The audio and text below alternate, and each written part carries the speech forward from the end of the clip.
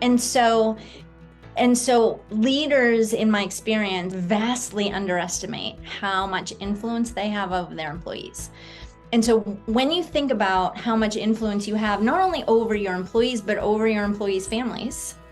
And really, if you influence people and you influence families, then you influence communities, then you influence the world. And so if leaders really start to realize how much influence they truly have, then that, I believe, begins to change their behavior in many positive ways for the employees. Our approach is very much, when we're coaching CEOs, leaders of SMEs through a program, it's lead self first before you lead others, before you lead the organization. And it's like dropping a pebble into a pond. It just has this ripple effect for everyone who comes into contact with you, either directly or indirectly.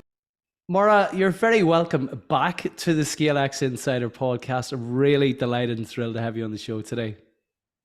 Thanks. I'm so happy to be here, Brendan. It's nice to see you again. Yeah, we were speaking. There's only, I think, 3 guests have been invited back. In season 2, episode 4, I think it was, very early on, your episode really gained the listener's ear as we talked about all things productivity and attention management. So I'm really excited about releasing and bringing to our audience today your new book. Before we get into that, our vision is to inspire, connect, and enable millions of ambitious leaders of small and medium-sized enterprises to scale with purpose. So Maura, what does scaling with purpose mean to you? It means creating an intentional culture that is focused on being purposeful about what the environment of your company is like, because a lot of cultures are created and companies have missions and they have visions, but really the culture is formed by how people behave and how people interact with each other. And oftentimes we don't realize that the way we behave is super disruptive to other people. And it comes from a good place, but it really does undermine the culture. And so that's what scaling with purpose means to me. Excellent. I was delighted when you sent me an early copy of your wonderful new book, Everyone Wants to Work Here, because it speaks directly to the 10th principle of our ScaleX framework, positive growth culture, where in your book you explore the secrets of creating a highly desirable workplace. What inspired you to write the book? Because we were chatting before we started to record, and I was asking you, do you enjoy writing? You said, only when I have something to say. So what did you feel? What were you burning to say in this book that you hadn't said before, hasn't been said before? Yeah, I think that the most underrated problem, I think, for professionals globally, and the most underrated problem for businesses globally, especially smaller businesses, I believe, is distraction. And we are not, I think it's the biggest and most underrated, because we somehow are operating under this principle of this is the way the world is. And this is the way we have to act, and we have no choice in the matter. Like, this is just, it's fast paced, it's always on, it's super disruptive, but go, that's what it requires, right? This is how we need to behave. And I reject that premise, and I invite my clients to reject it as well. And so that's really sort of the chapters of the book are about all the different ways that distraction is undermining culture and making employees exhausted and stressed out and burned out, and creating a culture where everybody goes home at the end of the day and says, oh my gosh, I was busy all day and I'm exhausted and somehow I got nothing done. Instead of going home at the end of the day and saying, oh my gosh, that was such a good day, I got so much done. And just imagine if everybody went home at the end of the day saying, that was such a good day, I got so much done. What would that mean, not only for the employees, but for the business? It would be unstoppable.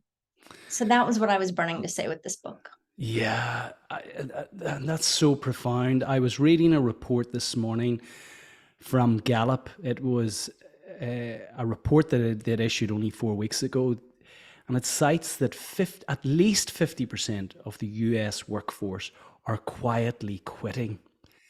Can you share with us, for those who are not familiar with that concept, what quietly quitting is, and what do you think is at the root cause of the quietly quitting? Yeah. So honestly, Brendan, I think that this idea of quiet quitting is sort of business propaganda. So quiet quitting is portrayed as a whole bunch of lazy people trying to do the bare minimum and get away with it. Yeah. I feel like that's what people think quiet quitting is. That's what quiet quitting has been portrayed as. Yeah. Like, I'm sick of this and my company doesn't appreciate me, and I'm just going to do as little as I can and hope nobody catches me, and I'm going to make sure nobody catches me. And I think that is bull. I have never met any professional. I mean, I'm sure there are, right? I'm sure there are people in this world who, right? But that is absolutely not the majority of professionals, at least in my experience. Most professionals I know work hard and want to do a good job and want to continue to work hard. I wrote an article for Forbes called "Why Leaders Should Want Their Employees to Quiet Quit." And so here's what I really think quiet quitting is. And that is, I am going to put some boundaries. I'm not going to let work rule my life anymore. I'm going to start taking better care of myself so that I can do a better job at work. I'm going to start taking the downtime that I really need to do a good job. I'm going to stop neglecting my family at the expense of my work, right? It's a realization that knowledge workers, especially, right? People who sit at a desk and use a computer to do their jobs. I think it's the realization that we are better at our jobs when we are not constantly go, stressed out, always on. Just this culture of urgency that companies create is not conducive to high quality knowledge work. And I think quiet quitting is that realization. There has been a real blurring of boundaries between kind of work and personal life since the pandemic. You know, whilst working from home has brought so many advantages in terms of negating the need to travel long distances and the flexibility that has actually enabled people to enjoy. It has also encouraged a lot of informal communications, and I'm guilty of this, you know, WhatsApping, emailing, voicemail messages, you know, at any time of the morning, night, day, weekend. And that all seems to be acceptable now. What has that done, firstly, in your experience, to productivity levels? And what should we do to counteract that, if anything? Yeah. So there's really two sides of the coin when we're looking at this, right? When we think about individuals, right? Leaders too, but people as individuals and people as employees of the company, because leaders are still employees of the company, right? When we think about people, I believe it is absolutely true that we need to be in control of our own. Like, if you text somebody at 6 a.m, it shouldn't wake them up, because they should have their phone on silent if they're sleeping, right? Or like, if you allow technology to distract your life, that is on you, because nobody can give you work-life balance, right? That is 100% true.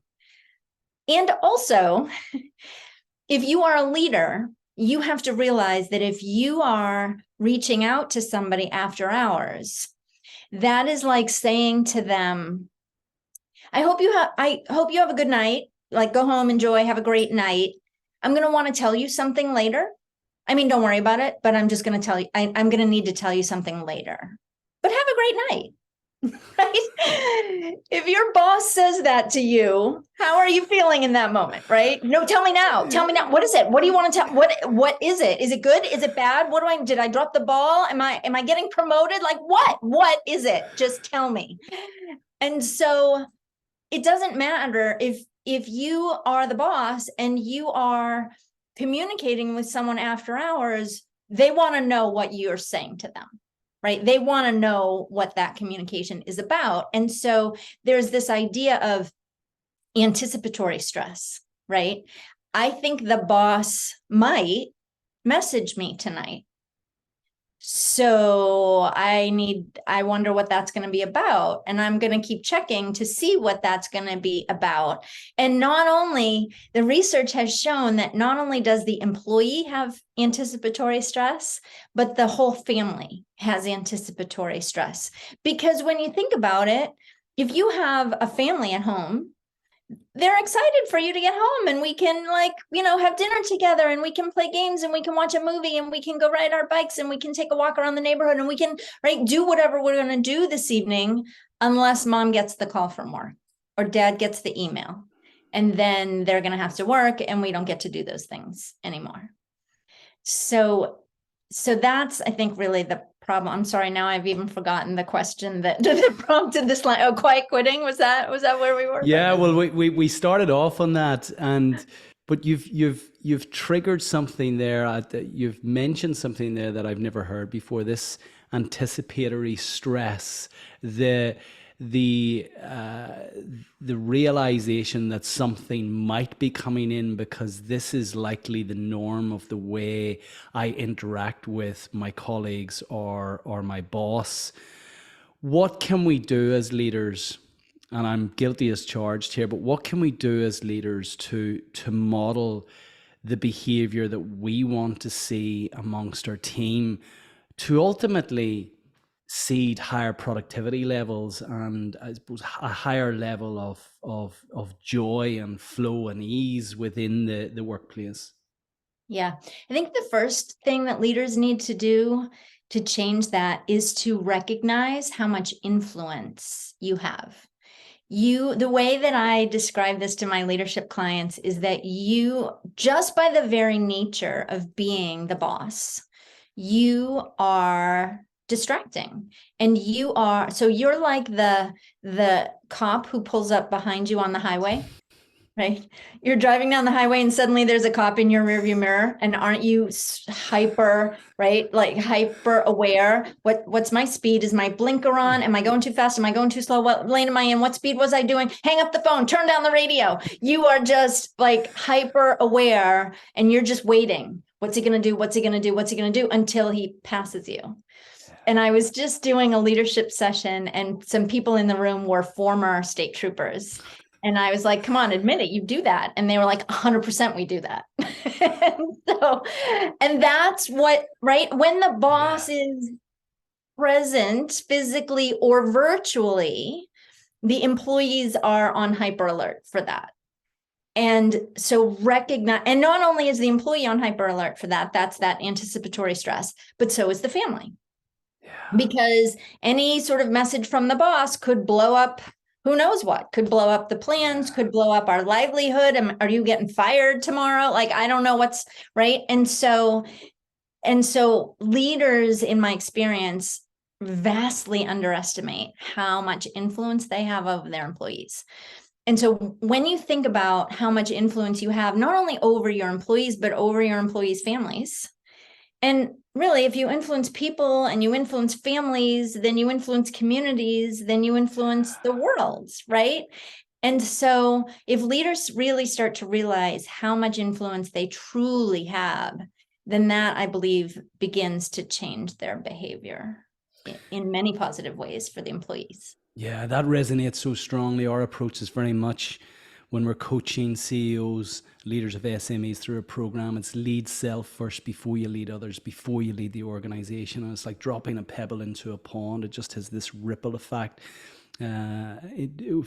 for everyone who comes into contact with you, either directly or indirectly. But there's another aspect of this, as you're saying, as you're articulating the anticipatory stress. And I love the metaphor of the cup that's lurking behind you. And that is invariably not particularly beneficial to our nervous system, and ultimately is going to create a level of stress that isn't sustainable for a scaling organization. Can you describe what is great when it comes to an organization where everyone wants to work? Describe that organization for us. Sure. It is an organization where there are many components, where business primarily happens, for the most part, during business hours, whatever those are. And I think, so I articulate a lot of what I call unconscious calculations in the book.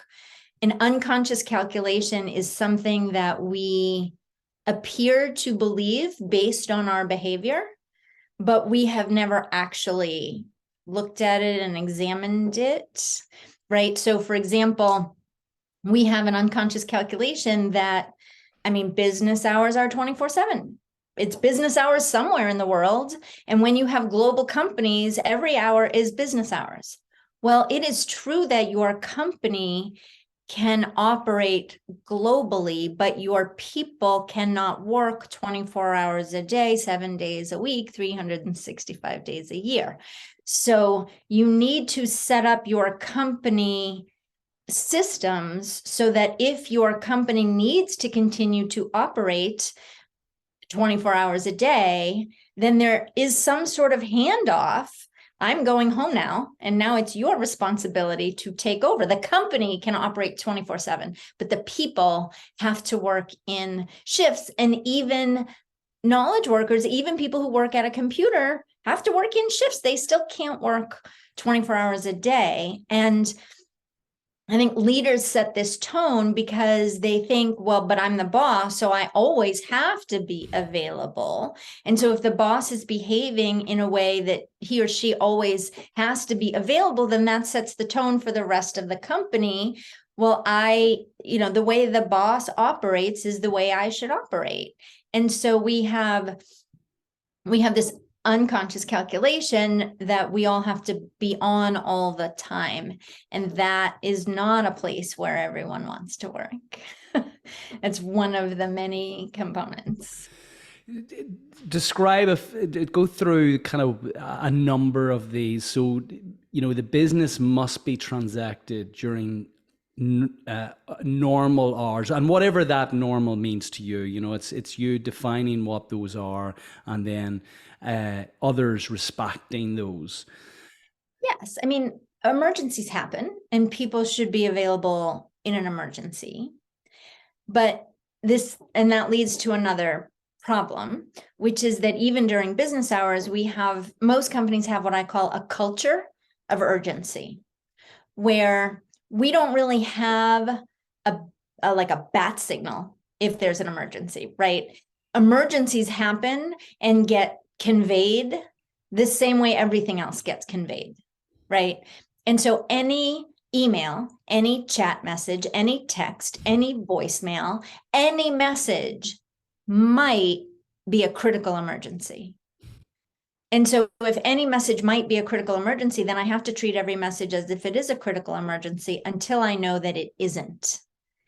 And that speeds everything up because we have to monitor, for example, every message as it arrives. Well, most people get a message every 30 seconds. And so if you have to monitor messages every 30 seconds when they come in fact, that's new research from Gloria Mark at UC Irvine. Dr. Mark's research shows that when we are sitting on our computer, we change the screen that we look at about every 47 seconds.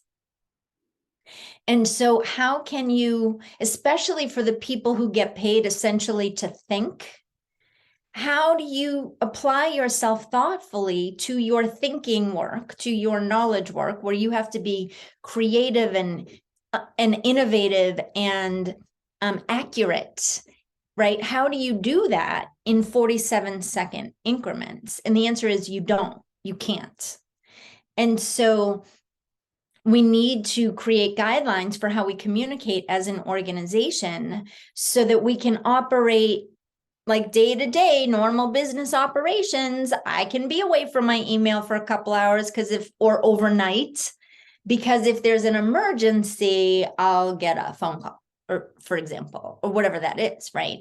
But we have this culture of urgency that really speeds things up and increases the pressure. Because, I mean, think about it. You're sitting there at your computer and there's some part of your brain knowing there's an emergency lurking somewhere, and I need to make sure I'm not missing it, right? Or what we call an emergency, that really isn't an emergency, but it's like the boss needs something right away is like the emergency. Meanwhile, the boss doesn't even know that she's creating that sort of culture, right? And so that's another challenge. A third challenge is that we don't appreciate that knowledge work requires deep thinking time, right? We can't muster the full range of not only our knowledge and our wisdom and our experience and our critical thinking and our problem solving abilities. We can't muster not only that, but we also can't muster the full range of our humor and our diplomacy and our tact and our writing skills, our communication, right? We are not our best selves in 47-second increments. And we hire people for those very skills, right? Their ability to think, their knowledge, their experience, their problem solving ability, their personality, their humor, their diplomacy, their communication skills. That is what we hire them for. And then we put them in a situation where they cannot apply those things that we hired them for, because we get no time. We don't appreciate the thought that knowledge work requires, the deep thinking time that knowledge work requires. And not only that, but like the mind wandering that knowledge work requires, right? Because we often have our most useful insights when we're not actively thinking about a thing, right? When you're like staring at the window, looking at the clouds, and you're like, oh, right.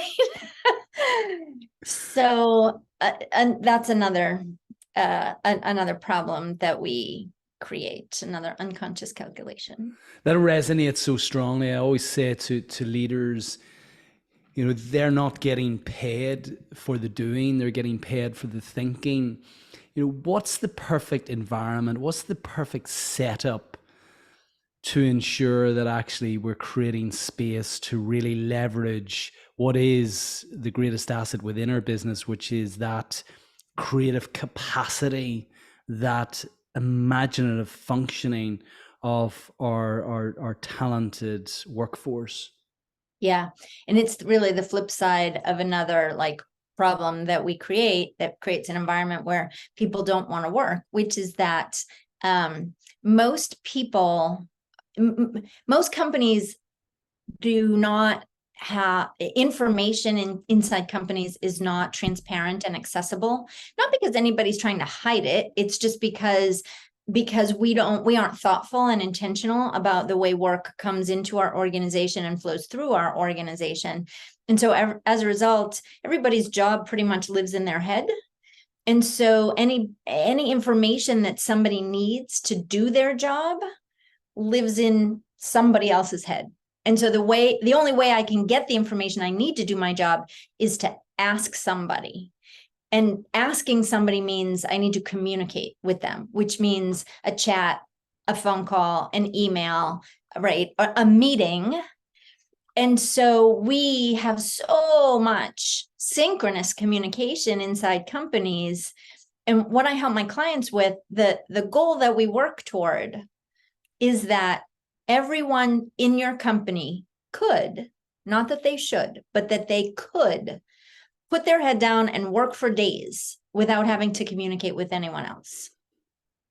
If you could put your head down and, in theory, work for days without having to communicate with anyone else, think about how efficiently your company's running. Anything anybody needs to do their jobs is organized and accessible to them. And when we communicate, synchronously, we can be very intentional about it. Why are we having this meeting? What do we need to talk about? It's not because my projects are all held up because you're the only one who knows what's going on in those projects. It's because we need to solve a problem that came up with this project, for example. And so helping companies move to more asynchronous communication and less synchronous communication helps the company run more efficiently and reduces both reduces the volume of communication inside the organization and also increases the efficiency of the communication inside the organization. So that's another point. I think this is critical, especially when it comes to now enabling productive hybrid working environments. Yeah. It's the understanding we've flipped from kind of what was, we all, trooped into a workplace, a building, we stayed there normally between the hours of 9 to 5, we came back home, that all changed in the pandemic. And then we now have this kind of gradual kind of move back to the workplace, but not wanting to move back fully, so there's it's kind of all in a big pot, and it's a little bit messy at the moment in terms of what are the rules, what are the boundaries, how can we set up our working environments to leverage the wonderful talent that we have within our organization and ensure that we're productive. What have you seen, Maura, as an exemplar of kind of the new working environment, and what would you say to those leaders who are listening in terms of taking practical steps from this podcast to actually begin setting up and creating a culture that sees wonderful productivity, respects boundaries, leverages the talent? Can you speak to that? What would you say to that? Yes. The first thing that leaders need to think about is how, if you're the CEO, you have to think about how does work flow through our company?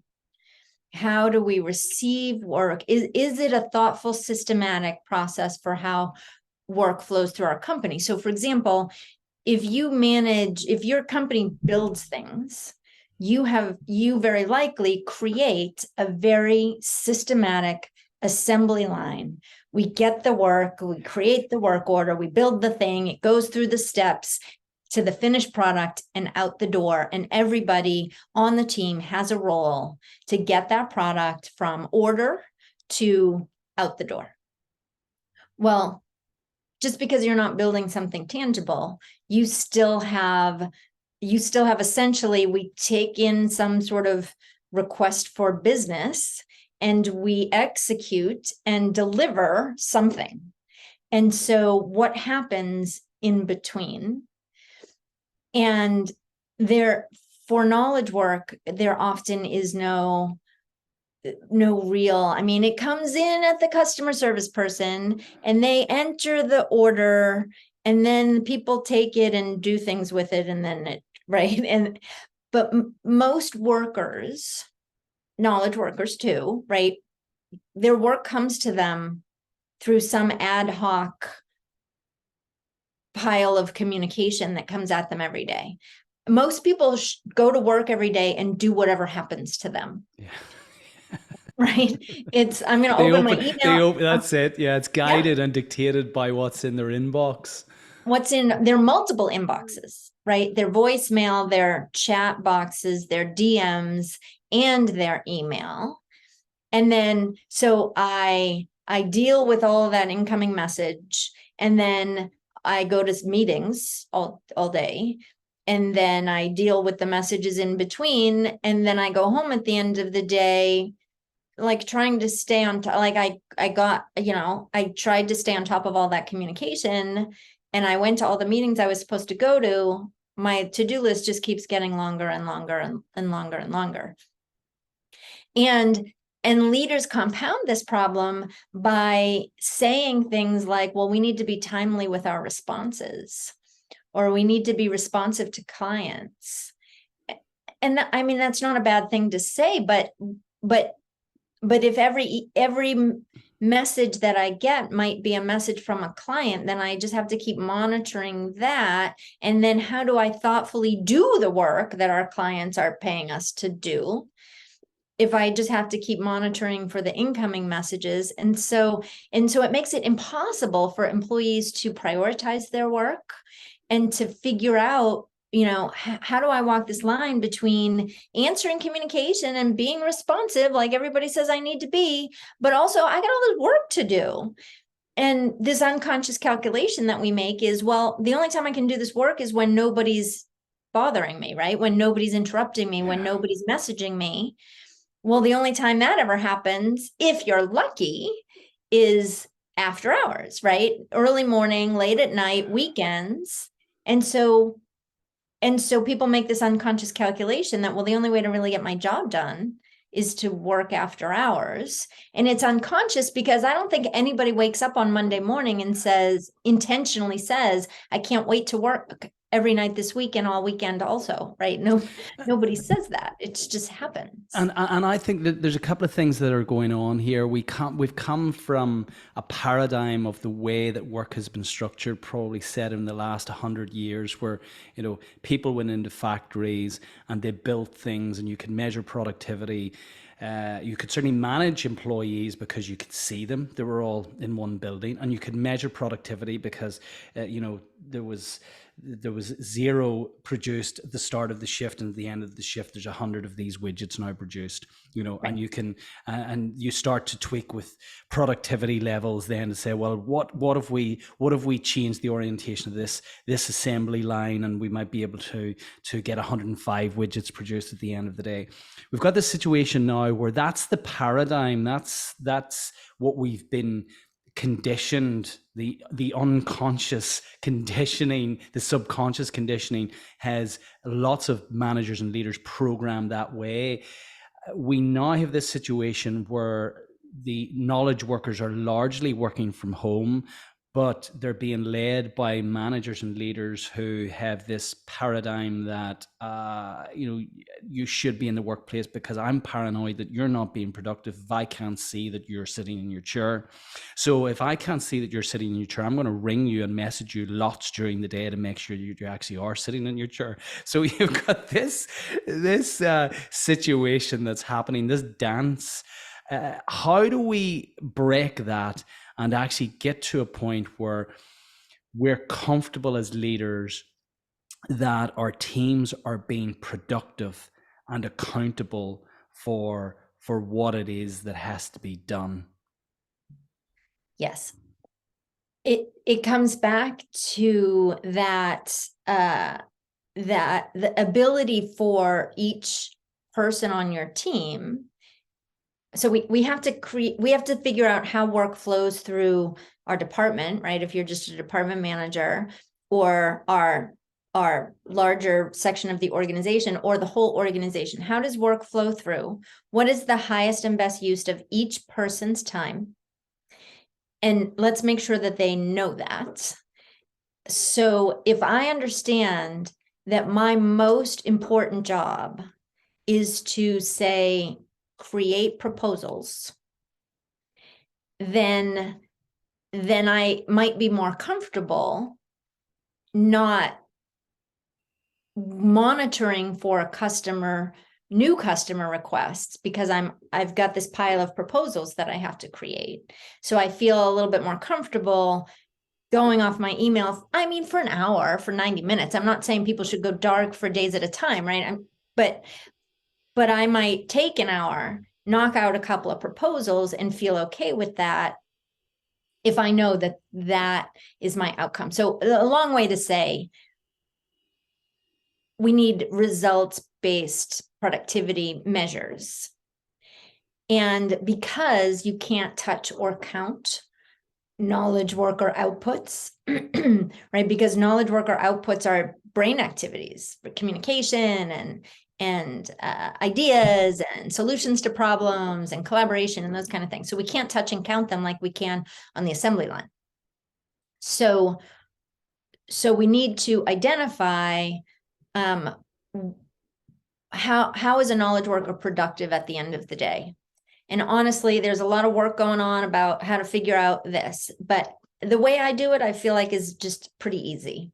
If you ask people at the end of the day, do you feel like you got a lot done today? If they say yes, they probably did. Now, if you're the boss and you're asking that question, they're always going to say yes, they did, right? So you have to sort of think about that. But if somebody feels like that was a really good day, I got a lot done today, they probably did, because the very definition of productive from the dictionary is achieving significant results. Significant is the key there, right? Achieving significant results. How productive you are is how much progress you have made on the results that are significant to you. And so in the moment, it feels like, whoa, I made my inbox go from 8,172 unread messages to 8,171 unread messages, right? In the moment, it feels like a tiny check, like I did that. But at the end of the day, it adds up to nothing. And so that's why, because we spend our days trying desperately to stay on top of our communication, we don't have time to do any of the real work that we get paid to do. And so when leaders can figure out how work flows through their organization and then can create those most important outcomes for each job role, then people can better prioritize. It's okay that I close my email for an hour, because my primary job is not to take in these problems. My primary job is to crank out these proposals, for example. Right. Yeah, and this speaks to the fifth principle of our ScaleX framework, which is process and systems, and understanding. To use David Jennings, who wrote the wonderful book called Systemology, who we had in the show in some of the earlier seasons, understanding your critical client flow, how that work actually flows through the organization. As you were articulating that, more of that came into my head. You've mentioned communication a number of times. What can organizations do to communicate externally that they're a company, they are an organization where everyone would want to work? And I say that because access to talent is one of the top three impediments to why companies really struggle to scale. Access to finance, access to new markets are the other two. So what messages should the leaders listening be putting out there in relation to their organization? Yeah. So we need to do it internally. And then once we get it done internally, we can do it externally, although the two are not mutually exclusive. But one of the things that I help my clients figure out is the guidelines for communication.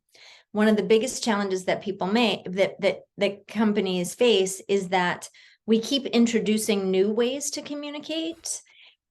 And if you think about it, not just like a text message, although we have many, many ways to communicate, but also like, well, now we have a CRM. And so if you want to communicate what happened on your sales call, you enter it into this CRM so that other people can receive it, right? So that's a form of communication. So we have all these different ways to communicate, but we never tell the team, this is what you do in this situation, and this is what you do in this situation, right? Routine requests that don't require an immediate response go through email, for example.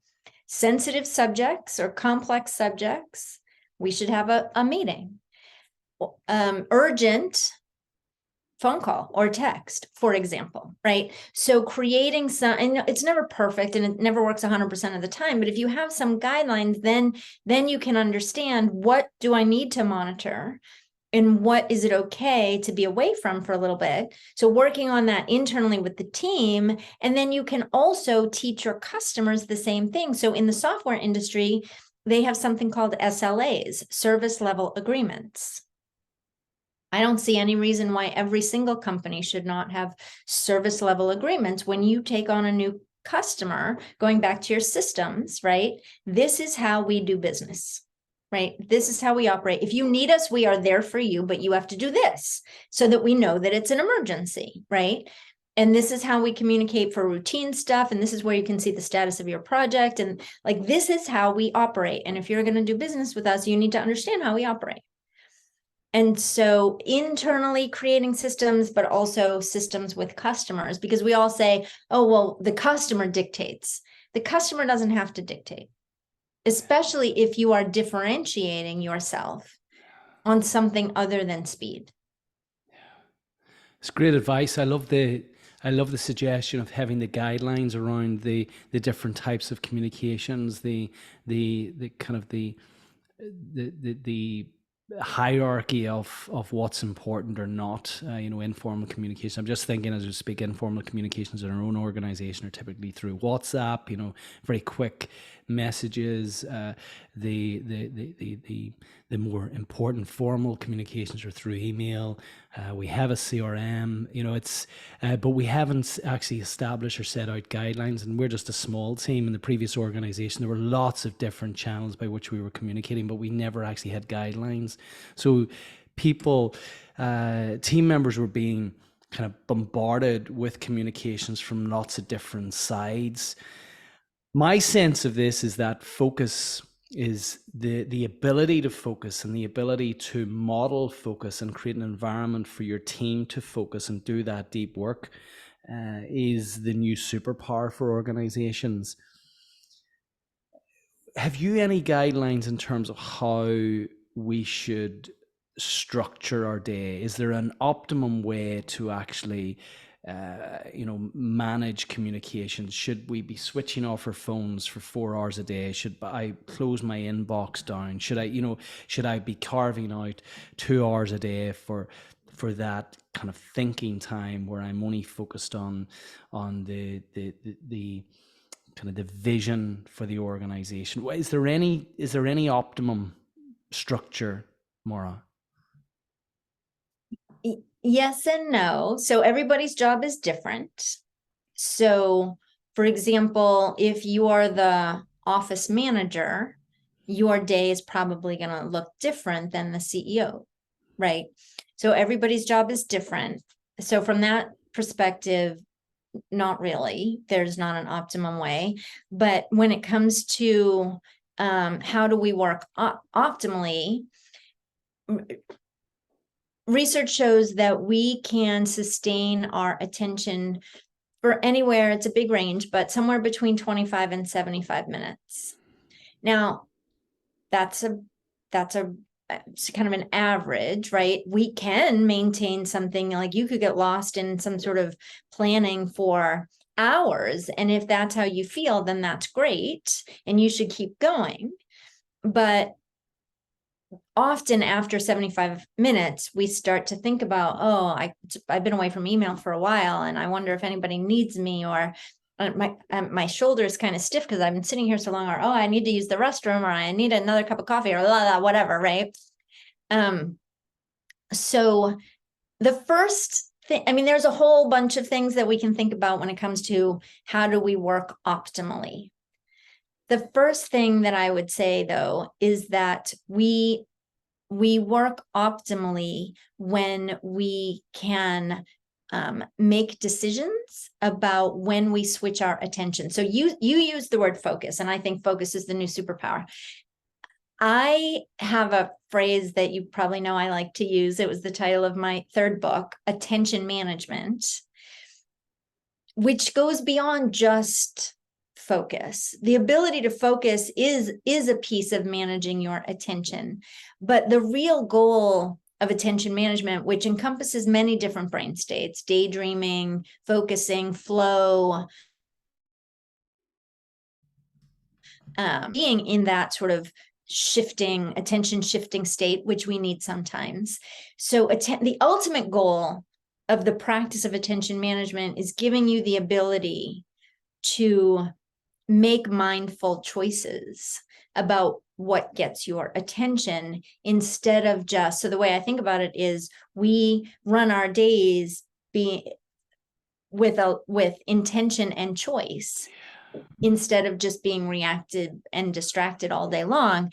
And research shows that when we can make decisions about what we switch our attention to, and when we switch it, we feel more in control and our stress goes down and we do better work and all of those kinds of things. So to a certain extent, batching is a good first step, right? Check your communication as often as you feel like you need to, but do it in between other things, not during other things.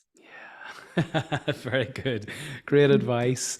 And I always say that vision drives decision. You know, if you don't know where you're going, and it's that classic phrase, anywhere will take any road will take you there. And it's understanding that, you know, what you're doing now should be informed by some vision that you have of the future.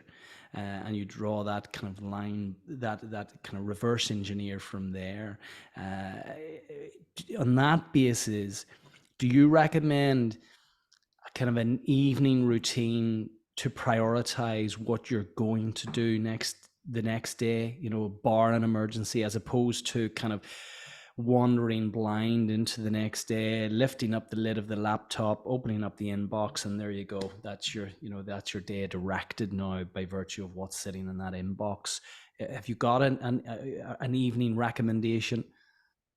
Not for the evening, because the evening is for downtime, not for planning your next day's work. No, okay, right. That's interesting. But here's what I would say. I think that managing your work and planning your work is a thing that is what your work day, it is the foundation of your work day. It is not a static thing, it is a dynamic thing. And so this is another piece that is missing.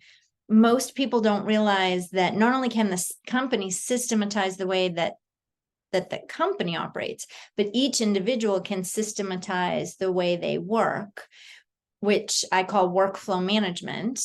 You could also think of it as life flow management, because it's not just about work, it's how we do all the things we need to do in our lives. And I don't mean, a lot of people in the tech industry, if you say workflow management, they think you mean apps or software.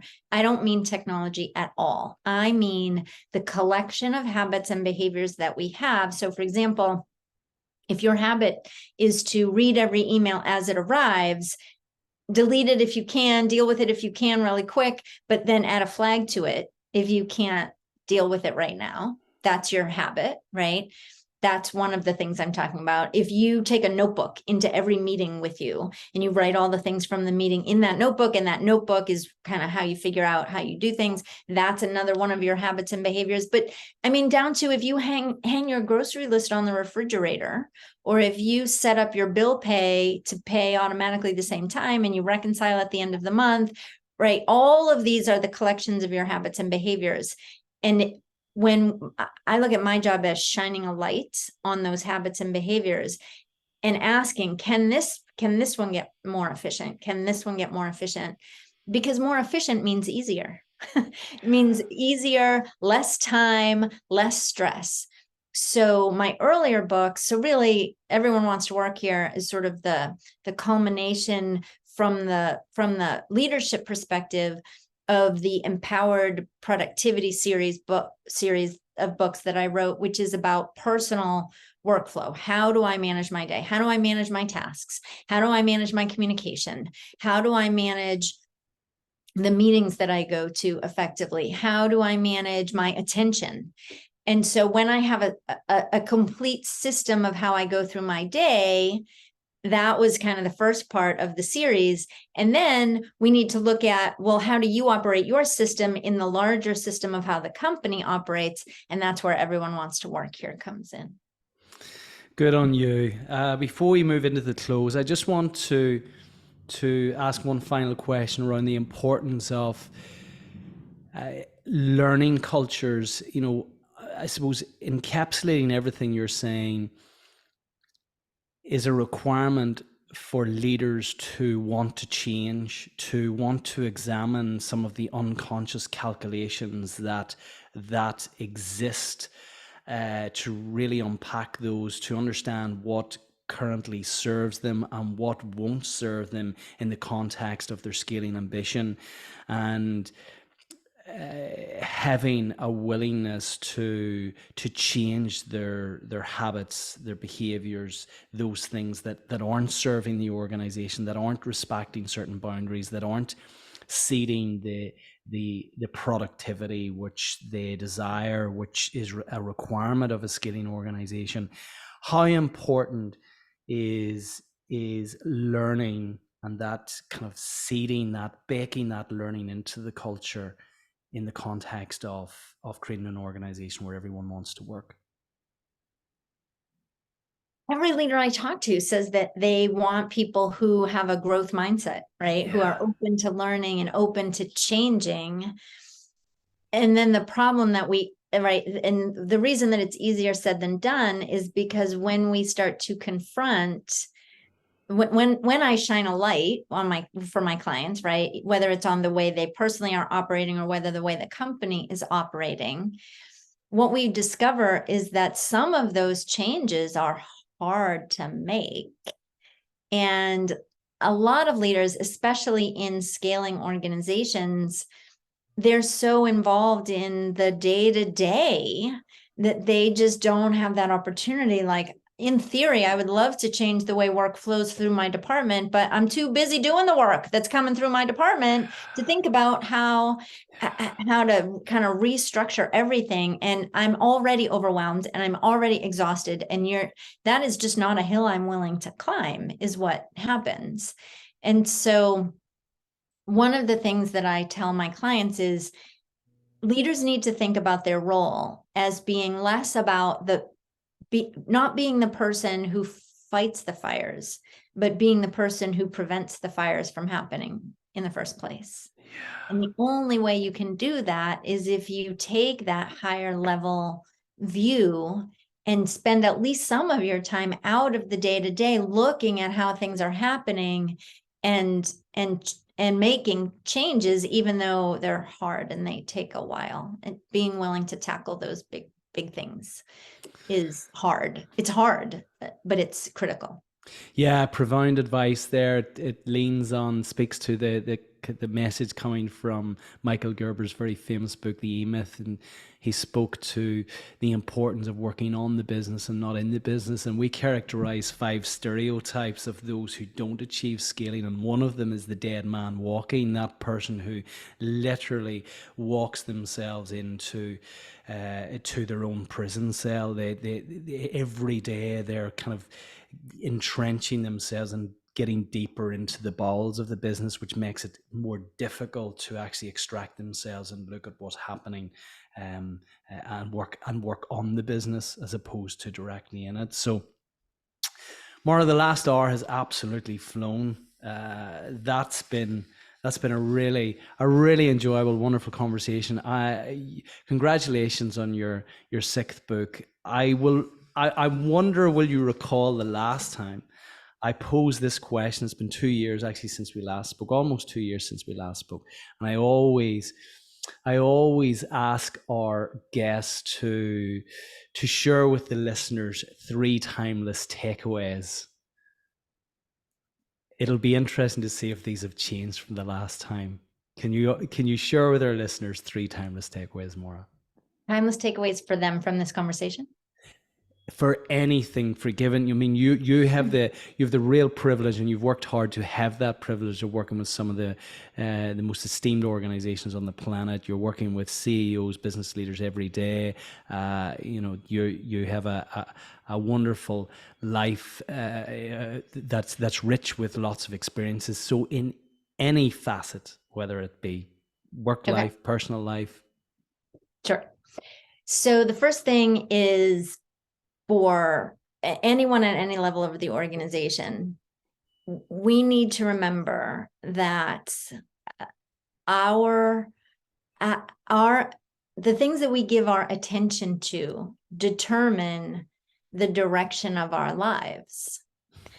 And so, and nobody gets to decide except us what gets our attention. Now, it's harder in theory, it's harder to practice than it is in theory, but but we truly have complete control. And that's why I call my system empowered productivity, right? Because nobody can manage your work except you. No one can control your attention except you. No one can give you work-life balance. You must take it. We truly, even though it doesn't feel like it a lot of the time, we truly have say over how our days go. And we just need to claim that and recognize that. So that message of empowerment is the first thing. For leaders, the second takeaway I would say is to really recognize how much influence you have and wield that influence wisely, because you really have way more impact on employees' lives, which means you impact their families, which means you impact their kids, which means you have so much influence. So wield that wisely. And then I guess the last thing that's on my mind, that because you talk about people who are in the business rather than working on the business, there's one simple phrase that I think if leaders used more often, they would be less distracted and their teams would learn and grow and take more ownership and have more productive days. And that phrase for leaders to use is, I trust your judgment. Very powerful and wonderful, wonderful advice to our listeners. If there's one thing that you can do when you stop listening to the podcast, is look around your team and seek out a team member where you can actually impart those words, where you can communicate those words. I trust your judgment, or certainly be very mindful of the next time that someone comes to you, maybe seeking your advice. Ask them what they're thinking, and certainly articulate back to them that I trust your judgment. That's very powerful. Maura, I assume you're taking a little bit of a rest now that you've just completed your 6th book and launched it. But what is next for you? My agent keeps asking me the same question. I'm not sure. More of the same, I think. I've been working a lot, doing a lot of leadership retreats, and spending a lot of time with leaders. And it's really rewarding because it really does change the lives of their employees. When they take some of this information and they change the way they interact with employees, it changes the company culture, and that changes their employees' lives, which changes their employees' families' lives, which means that they have more to give. Those employees have more to give to their families and to their communities. And so it makes this huge impact on the world. And so more of that. Of that. Good on you. We're very, very aligned on that. Maura, if people want to connect with you and find out a little bit more about your work, where best to reach you? Thanks. My website, maurathomas.com, is the best place to start. And if you would allow me a little plug, Brendan, if there's anybody listening to this podcast who hasn't read your book yet, the thing that is so profound about your book to me, for businesses of all sizes, is that it really is so simple. There are other books about scaling, and they're really hard. They're very heavy, and they're very dense, and they're very complex. And what I love about yours is that it just boils it down. It doesn't matter your company size. If you want to grow, the steps really are so simple. And that's what I think is so powerful about your business. So about your book. So if there's anybody listening who hasn't read it yet and wants to grow a business, you need to add it to your list. Oh, Maura, that is so, so kind of you. I wasn't expecting that. I really, really appreciate that. Thank you. I can tell you're blushing. I am. I am. I really appreciate that. Thank you. And right back at you as well. Look, I want to thank you for your time, your wisdom, and your wonderful energy as ever. It hasn't changed. You've amped it up even since the last time we spoke. It's great to see. I've really, really enjoyed the conversation today. Take care. Me too. Thanks, Brendan.